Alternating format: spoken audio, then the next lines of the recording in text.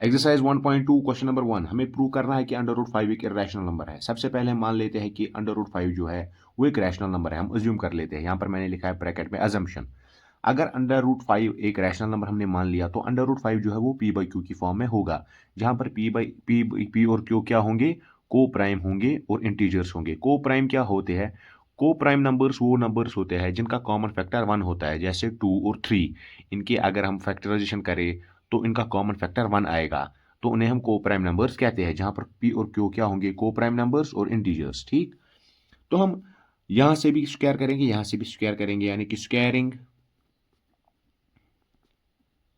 Both sides. हमें क्या मिलेगा? यहां पर मिलेगा अंडर रूट 5 का स्क्वायर, यहां पर मिलेगा पी बाई क्यू का होल स्क्वायर। तो यहां पर इसका अंडर रूट और स्क्वायर कैंसिल होके यहां पर 5 ही बचेगा। यहां पर पी पे स्क्वायर आएगा और नीचे क्यू पे स्क्वायर आएगा। इसके बाद हम क्या कर लेते हैं, इसके बाद हम क्यू स्क्वायर को इधर ट्रांसपोज कर लेते हैं, तो हमारे पास क्या आ जाएगा, 5 Q square is equal to P square. इसको हम मान लेते हैं इक्वेशन 1। यहां पर आप देख सकते हैं, अगर मैं 5 को इस साइड से ट्रांसपोज करूं, यहां पर ये मल्टीप्लीकेशन में है तो यहां पर क्या चला जाएगा, डिवीजन में। इसका मतलब पी स्क्वायर डिविजिबल है 5 से, पी स्क्वायर डिविजिबल है 5 से। अगर पी स्क्वायर डिविजिबल है 5 से तो हम यहां लिखेंगे 5 डिवाइड्स पी स्क्वायर, यानी 5 पी स्क्वायर को डिवाइड कर रहा है। अगर 5 पी स्क्वायर को डिवाइड कर रहा है तो इसका मतलब 5 जो है वो पी को भी डिवाइड करेगा। एक थ्योरम है। पहले हम इस वाली स्टेटमेंट को हम ए नाम रख लेते हैं, इस स्टेटमेंट का। ठीक, अगर 5 डिवाइड कर रहा है पी स्क्वायर को, इसका मतलब 5 जो है वो डिवाइड करेगा पी को भी। ये एक थ्योरम है। हम लिखेंगे देन 5 डिवाइड्स पी। अगर 5 पी स्क्वायर को डिवाइड कर रहा है तो पी को भी वो डिवाइड करेगा ही करेगा। यहां पर लिखेंगे ब्रैकेट में हम थ्योरम। इसके बाद हम क्या लिखेंगे, इसके बाद मान लेते हैं हम लेट पी जो है वो 5m के बराबर है, ऐसे हमने मान लिया, अज्यूम किया, जहां पर 5 क्या है, एक इंटीजर है। यहां पर आप लिखेंगे ब्रैकेट में चलेगा, अगर नहीं भी लिखेंगे वो भी चलेगा, वेयर 5 इज एन इंटीजर। ये पता ही है हमें। अब हम इसको भी स्क्वायर करेंगे बोथ साइड्स, यहां पर लिखेंगे हम स्क्वायरिंग बोथ साइड्स।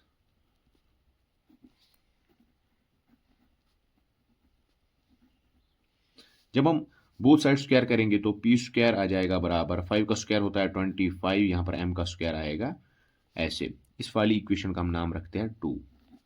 ठीक, अब हम क्या करेंगे, यहां पर भी पी स्क्वायर है, ऊपर भी हमारे पास क्या था, पी स्क्वायर था ना, यहां पर पी स्क्वायर।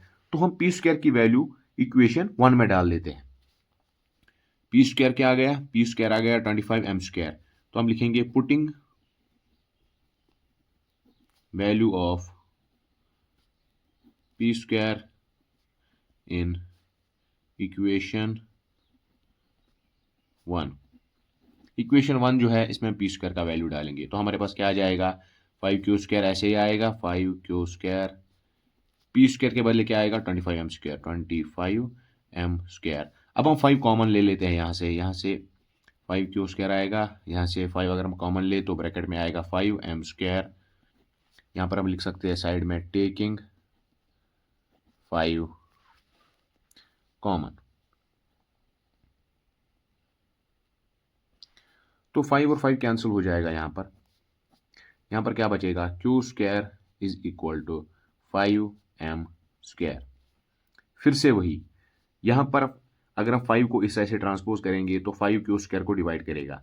हम लिखेंगे यहाँ पर 5 डिवाइड्स क्यू स्क्वायर, इसका हम नाम रख लेते हैं b, क्योंकि यहाँ पर जो हमने नाम रखा था इसका a, जहाँ पर हमने लिखा था 5 डिवाइड्स पी स्क्वायर। अब यहाँ पर 5 डिवाइड्स क्यू स्क्वायर जो है इसको हम नाम रखेंगे b। अगर 5 क्यू स्क्वायर को डिवाइड कर रहा है तो 5 क्यू को भी डिवाइड करेगा। हम लिखेंगे देन 5 डिवाइड्स क्यू। साइड में लिखेंगे ब्रैकेट में हम थ्योरम। अब हमारे पास ये ए और बी जो है, यहाँ पर ए और बी, इससे हमें क्या पता चला? इससे हमें ये पता चला कि फ्रॉम, हम लिखेंगे यहाँ पर नीचे statement, from A and B 5 divides P and Q respectively.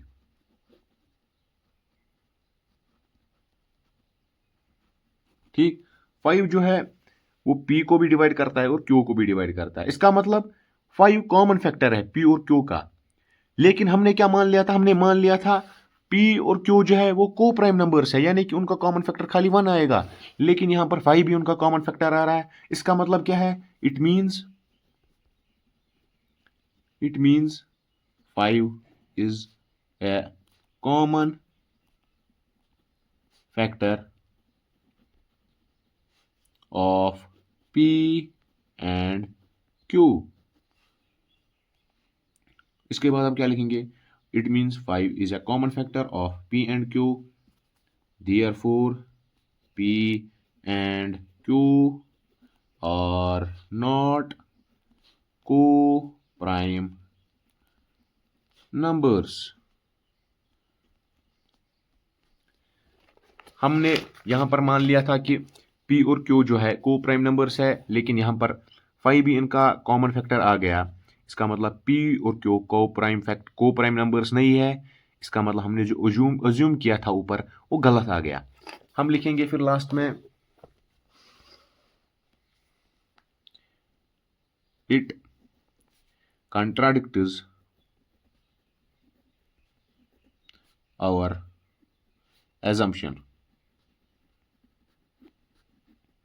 It contradicts our assumption that there is no common factor of P and Q other than 1। इसका मतलब हमारी एजम्पशन जो थी कि P और Q का कॉमन फैक्टर खाली 1 है, वो गलत निकली। फिर लिखेंगे हम लास्ट में hence our assumption under root 5 is rational number is wrong, therefore अगर assumption हमारी गलत आ गई कि अंडर रूट 5 एक रैशनल नंबर है, इसका मतलब therefore अंडर रूट 5 जो है वो क्या है? Is an irrational number. तो क्वेश्चन नंबर 1 होता है यहाँ पर कंप्लीट।